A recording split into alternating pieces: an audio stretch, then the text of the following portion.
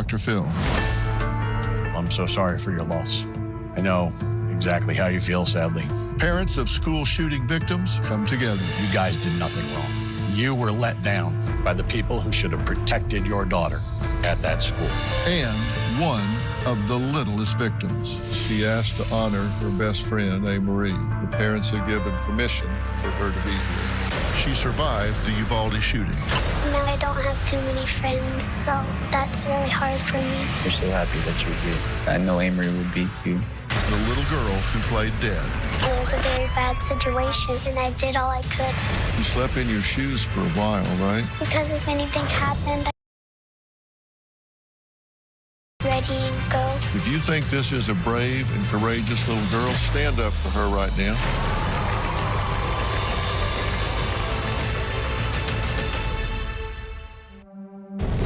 On May 24th, 2022, an open fire inside Robb Elementary School in Uvalde, Texas, killing 19 children and 2 teachers.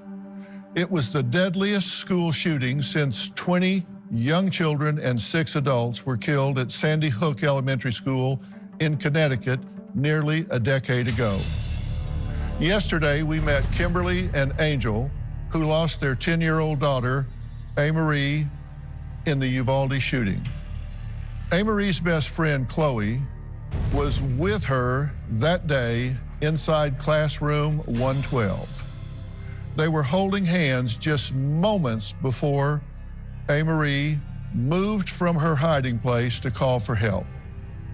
Chloe's parents, Reuben and Jamie, revealed what she told them happened that day as their daughter watched her classmates and teacher die right before her eyes. Here's what happened yesterday. We come on the air tonight after another mass shooting in America. According to police, just after recess is when it happened. Angel Garza's daughter, A. Marie, was just 2 weeks past her 10th birthday when he walked this path on Tuesday, dropping her off at school for what turned out to be the very last time. She didn't deserve that. No. She didn't. Oh, she didn't. I just want to protect my little girl. Do you two feel like you failed her? I do. It's just as her father, I feel like it's my job to protect her. When the first gunshots were fired, you heard them at home. Yes. I just remember just going down and I was starting to panic and freak out. I didn't know what was going on. And you now know that it was anything but under control, of course. At one point, a girl came out that actually looked like she had been dipped in a pool of blood. Chloe came out, and she was just so hysterical. She said, "He shot my best friend. She's not breathing anymore." And you didn't know that her best friend was your daughter. Yeah. In the moment she spoke that name, your world changed forever. Never felt that way before in my life. The anguished cries of desperate parents after the massacre at Robb Elementary.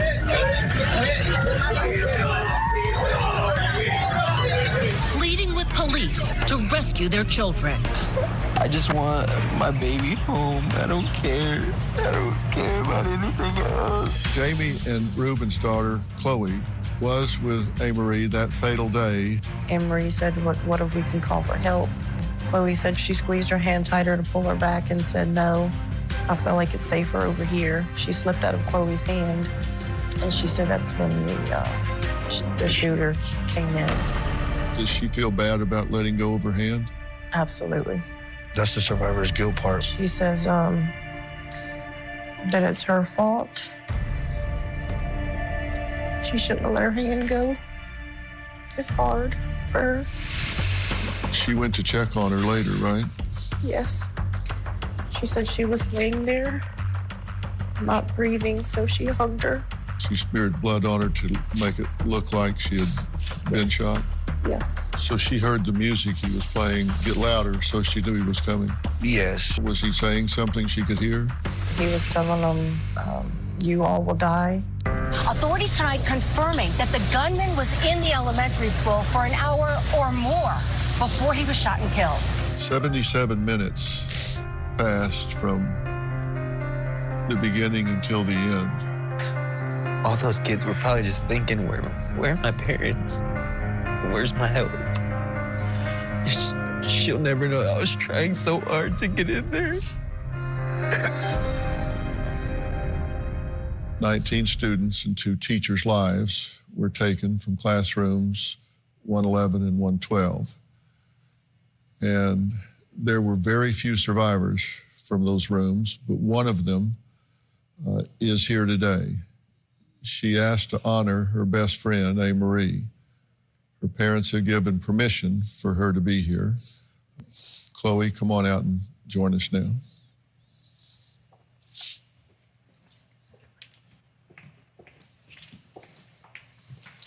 Hi, Chloe. Hi. So proud to meet you. Put you right over here between your mom and dad. Well, Chloe, thank you for coming and talking to us today. You're wearing purple. Tell me why. For my best friend, Amory. Amory liked purple? That's her favorite color. It was?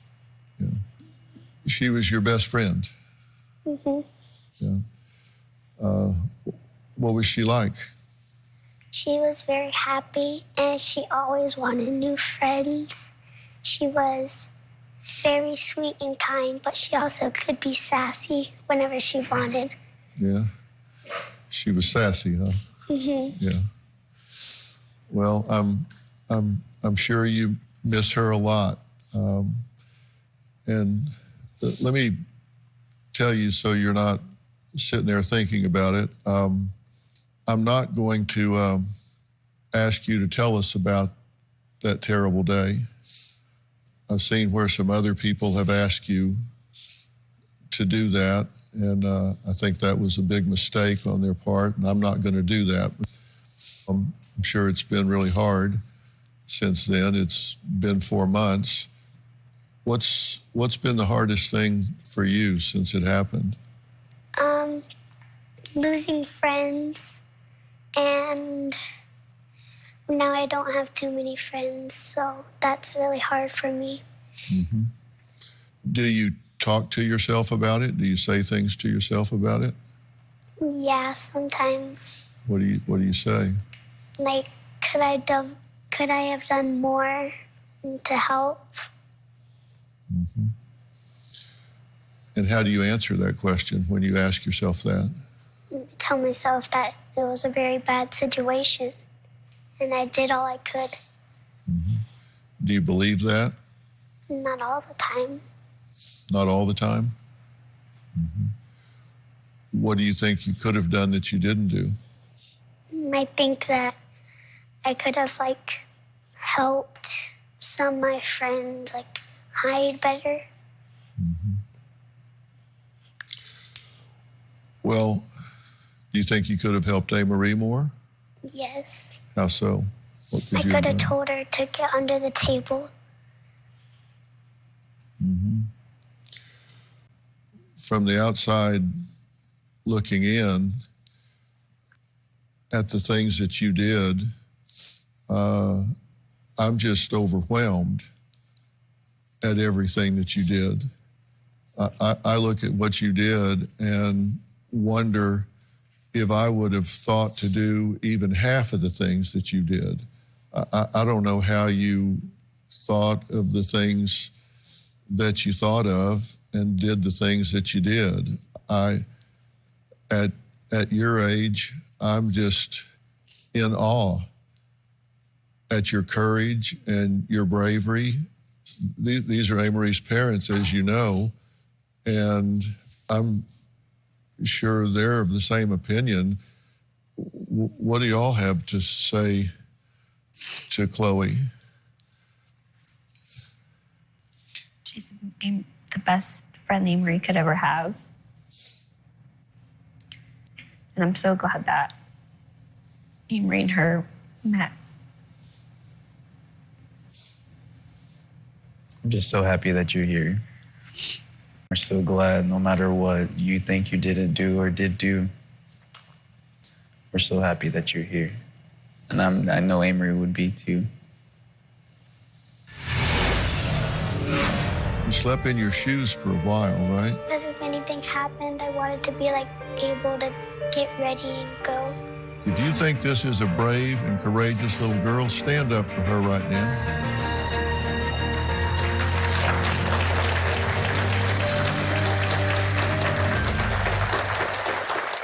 Monday on an all-new Dr. Phil. It is the #1 issue on everyone's mind. Things you can do to make ends meet. Fighting inflation. I tell you what's on sale, I tell you what coupon to use, and how much you're going to pay. From couponing, you say that you save $6,000 the first year. It's actually $10,000. To cutting consumer costs. How much does this cut down on what you spend? It probably saves my family about $2,000 to $3,000 a year. That's Monday.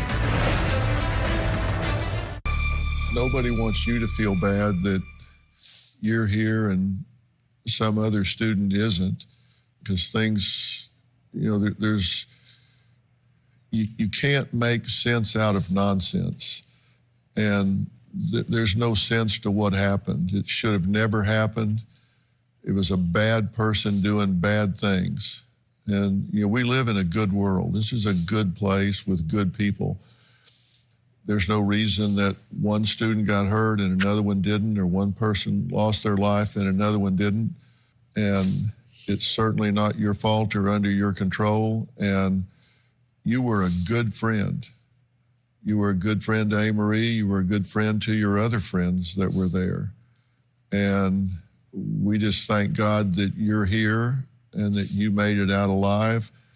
And I hope that you get to the point where you're really proud of the things that you did, and really proud that you were a good friend to your friends, because you were a good friend to your friends. You tried to help yourself, you tried to help your friends, you tried to help the teacher, you tried to do everything you could.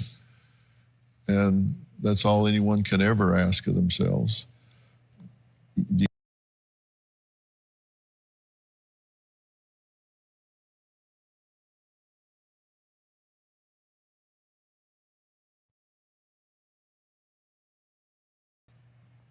When you catch yourself thinking really negative thoughts about you, saying bad things to yourself about yourself, I hope you'll remember this conversation and say, when I was talking to the bald guy, he told me I need to say, stop. Stop thinking that, and replace that thought with something else that is really more accurate. Your mom loves you, your dad loves you, A. Marie's parents love you, and all of us are really proud of what you did. So if you're getting into that being negative, you need to stop yourself. And I mean, really just say in your mind, stop, and think of something positive. Because you are a courageous and brave little girl. And, look at all these people that are out here. If you think this is a brave and courageous little girl, stand up for her right now.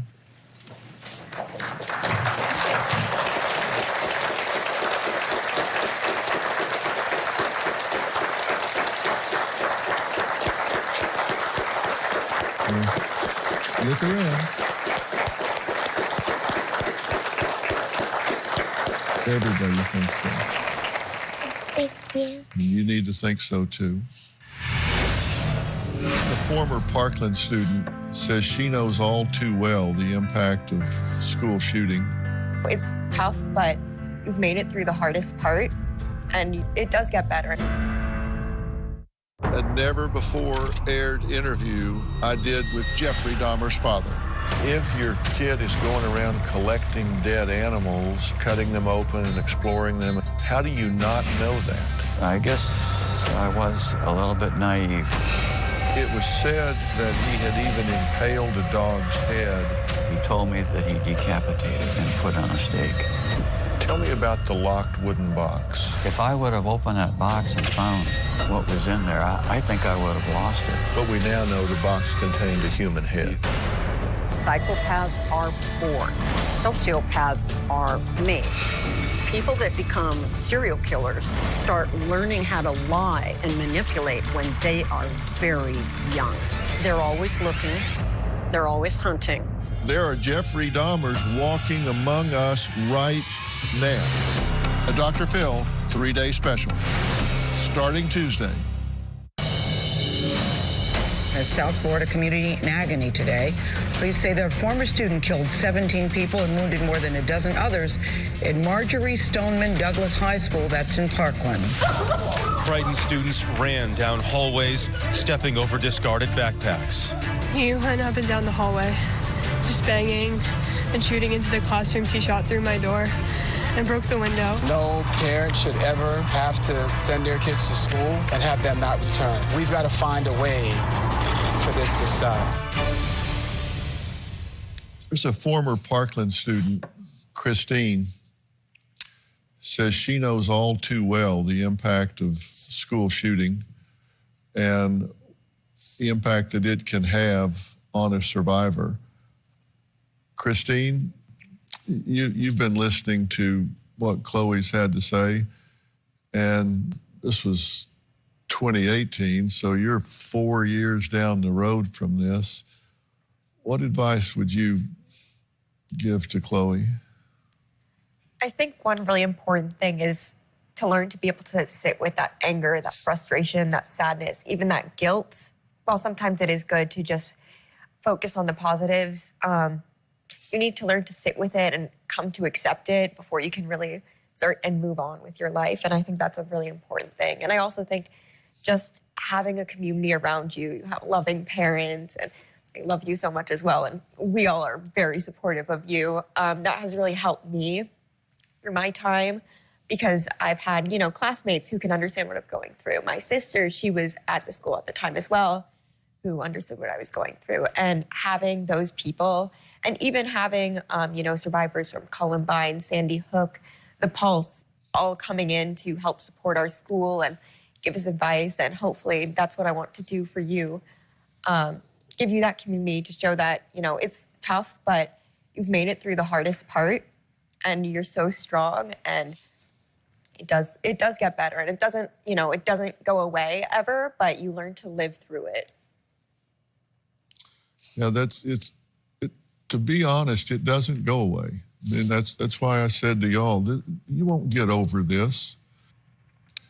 You'll never forget it. You'll never forget the pain. It'll just be something that you make a choice to put in a different place and approach in a different way. And you have to be really, really patient with yourselves. And people grieve in different ways. And I'm gonna thank Chloe and let her go, because we're going to talk about some adult things. And you've always heard me say she's very grown up, but you don't want to involve children in adult things. And we're going to meet a father when we come back who knows exactly how Kimberly and Angel are feeling. He lost his 14-year-old daughter, Gina, 4.5 years ago on Valentine's Day in the Parkland school shooting. And it helps to talk to people who have been through this. We'll be right back.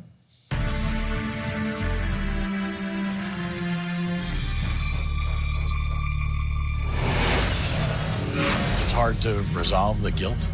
You guys did nothing wrong. You were let down by the people who should have protected your daughter at that school. Talk. Well, joining us is Tony. He, too, is part of a club that no parent ever wants to join, ever wants to be part of, because like Kimberly and Angel, he, too, lost a child. His 14-year-old daughter, Gina, was lost to a school shooting at Parkland, Florida on February 14th, 2018. Tony? Yes. Thank you for being here and joining us. You say it was hard in the beginning, of course, it's hard now, but that it was just really minute to minute in the beginning. and they understand that. What do you have to say to these precious folks here? First of all, I'm so sorry for your loss. I know exactly how you feel, sadly. Right now, just focus on yourselves. Get through every day, every hour even. I don't remember anything about the first 3 months. I'll be honest with you. You're each going to grieve in a different way, and that can be stressful on a marriage. I sit here and I watch the two of you, and I see my wife and myself in some of our interviews early on, and even today. And I just want to let you know, it's hard to resolve the guilt, but you guys did nothing wrong. You were let down by the people who should have protected your daughter at that school.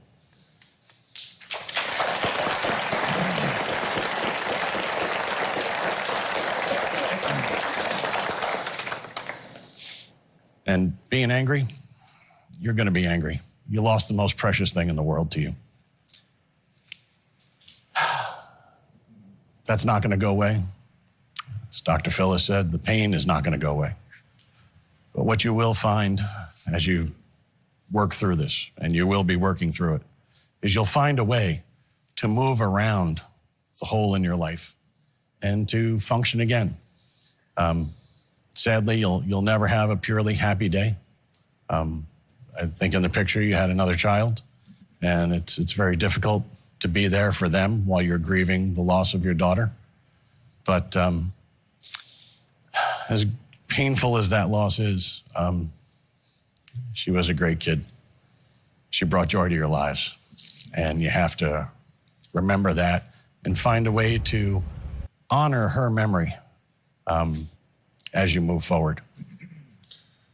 You know, Tony, you said one of the hardest things that you had to do was to tell your son what had happened to his sister. And I know that had to be terribly hard, but that son also is a great motivator as a parent to put one foot in front of the other and keep moving on, because your job as a parent's not done. You lost a daughter, but you have another child that you have to take care of, and y'all are in the same situation, correct? Yes. You have a 4-year-old, and so you have to be there, and he deserves to have all of his mom, all of his dad. He deserves to not lose out, because you close off your heart, you close off your emotions, you close off your feelings. He deserves to have both of you. You're it for him. So you've got to take care of you so he doesn't get cheated. And that doesn't make it easy. It just makes it necessary. And that does keep you moving, Tony. Certainly does. It's, you know, you have to heal yourselves, and hopefully you're getting some help with the trauma and the grief. They really are two different things. And at the same time, try and come together as much as possible, giving each other the time and the space to grieve each in your own way. But you can get through it. I'll just say that. It's not easy. We'll be right back.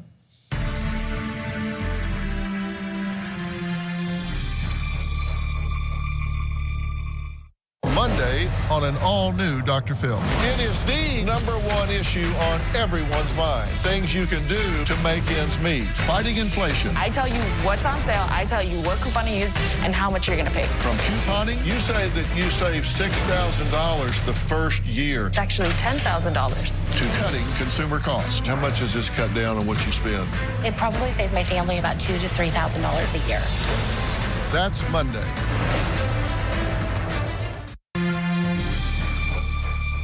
You know, I mentioned earlier, what if, and both of you have said that you do play what if over and over in your head, and the why.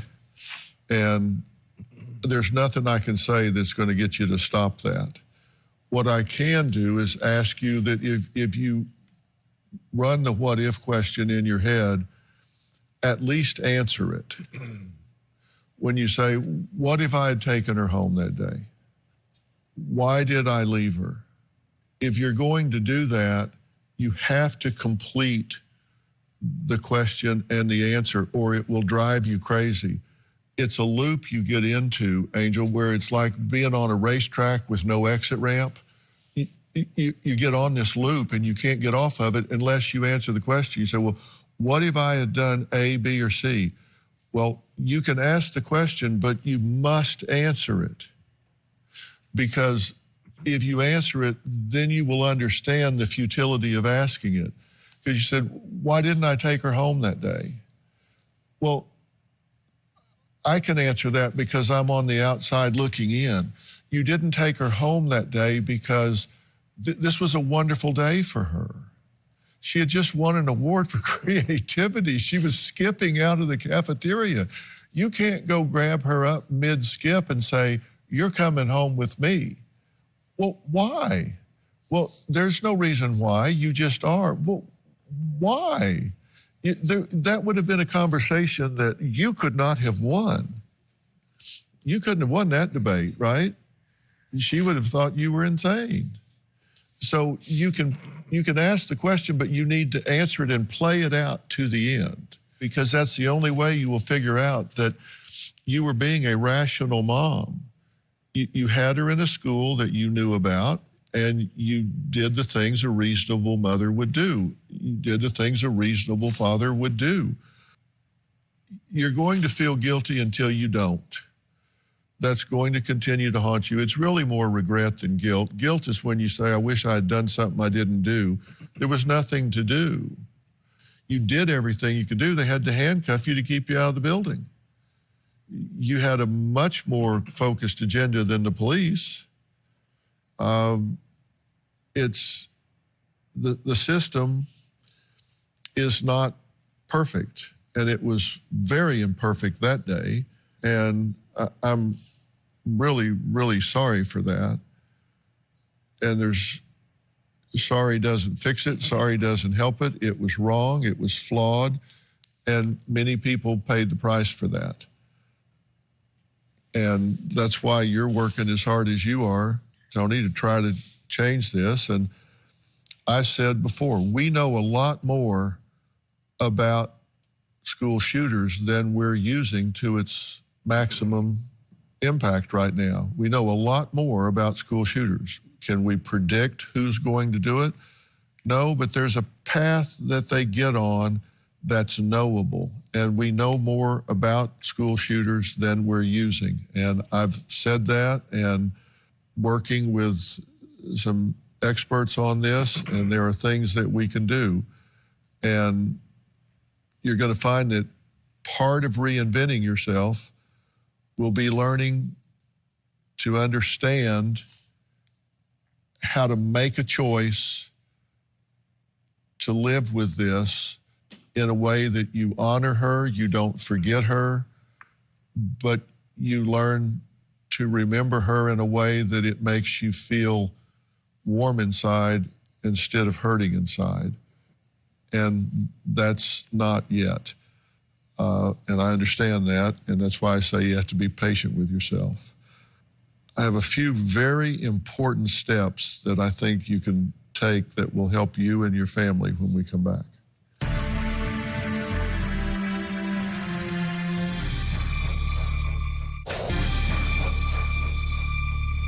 Well, after the Parkland school shooting on 14th of 2018, survivors from the 1999 Columbine High School shooting joined me and expressed just how much that day had impacted the years following that deadly tragedy. Survivor's guilt is the sort of thing I didn't anticipate, where you don't feel worthy. It's like, why did I make it? What was my purpose? Why was it them and not me? When I was running out of the school, I shielded myself with my peers as I was getting shot at. So I had tremendous survivor's guilt for years that I was just trying to protect myself, and it was survival instincts. When another shooting happens, it brings it all back. It's re-victimizing all over again. You relate to the sounds, the emotions. You're square one again. It affects me terribly. I'm now a mother of 2, and I send them into this environment that I feel isn't safe. It's a struggle every day to send them off to school. I had struggled with drugs for a while. Once I had my son, I couldn't handle my own grief and my own struggles, let alone try to deal with raising a small human being. It was too much pressure, and I drank through it. I was your age when I went through my shooting, so I feel a connection to you. I wish I could take your pain away. And we love you. Thank you so much. I think whatever you guys need, advocate for yourselves. One of the biggest regrets I have is people telling me this is normal to feel this way. But long-term, and the longer you let it go, it manifests into way bigger things. I'm so proud of you and proud of your voices, and we are in awe of your strength, and you give us strength every day. So that is what keeps us going. Please take care of yourselves. It's a journey that you're going to go through for the rest of your life, and I'm so sorry. I'm playing that because I want everyone to know,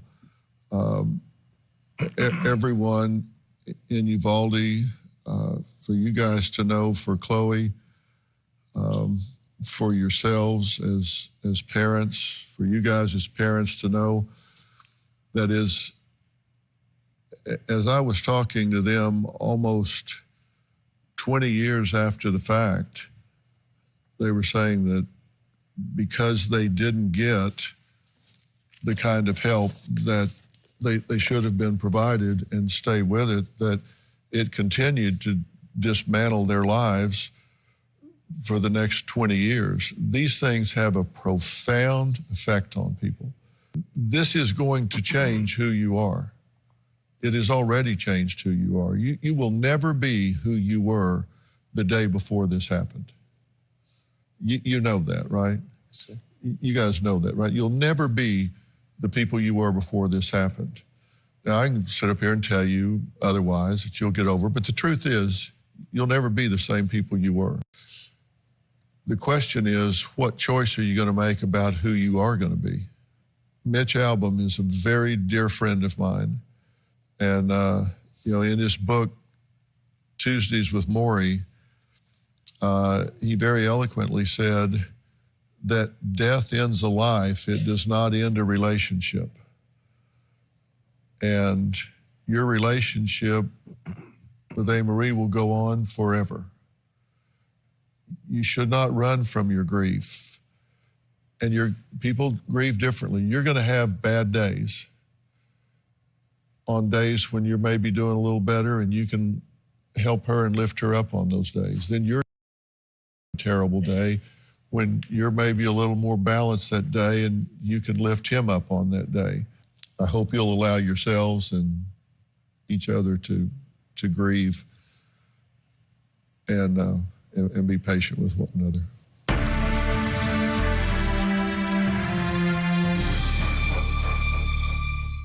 Is there something you really care about? Something you want to do something about? A cause you want to join? A social injustice you want to protest? But you don't know where to start? Well, this is the place. Text PHIL, P-H-I-L, at 88500. Smooth dark chocolate, refreshing peppermint.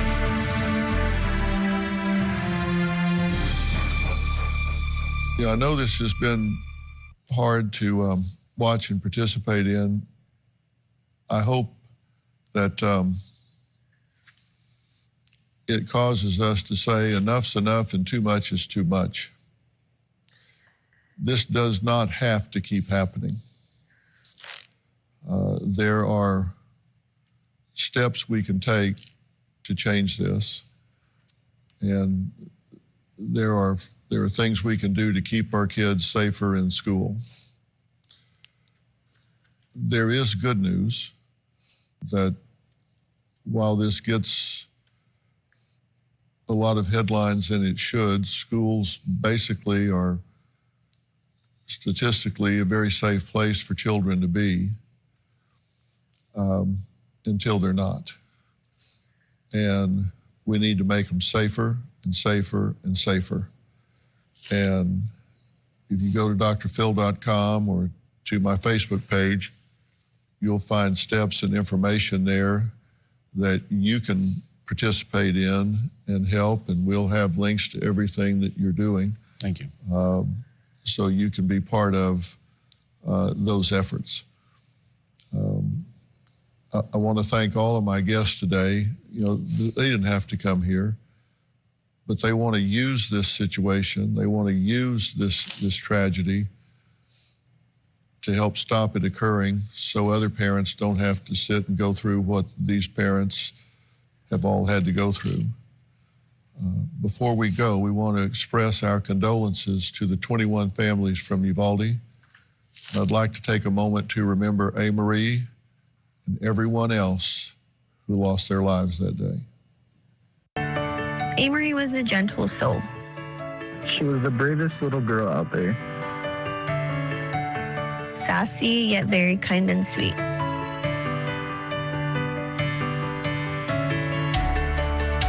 She didn't care to fit in, and she did not believe it was the right thing to do. Her intentions were so pure because she was always looking out for people and made sure everyone had a friend. She was a protector, a defender, and the best big sister to our sons.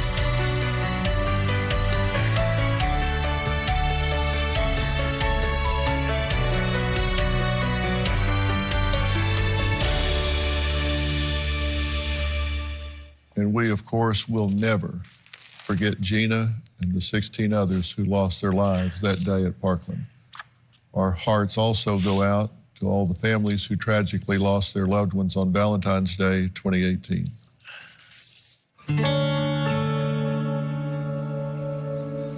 Gina was my wonderful 14-year-old daughter. Gina was bright, bubbly, beautiful, smart.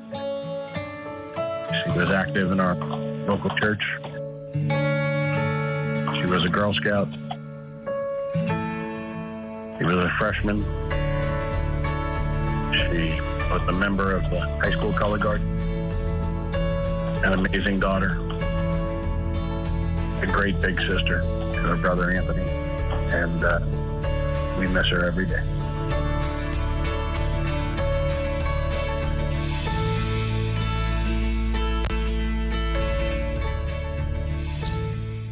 Our hearts and prayers go out to all families who have lost a loved one in a mass shooting. Thank you for joining us today.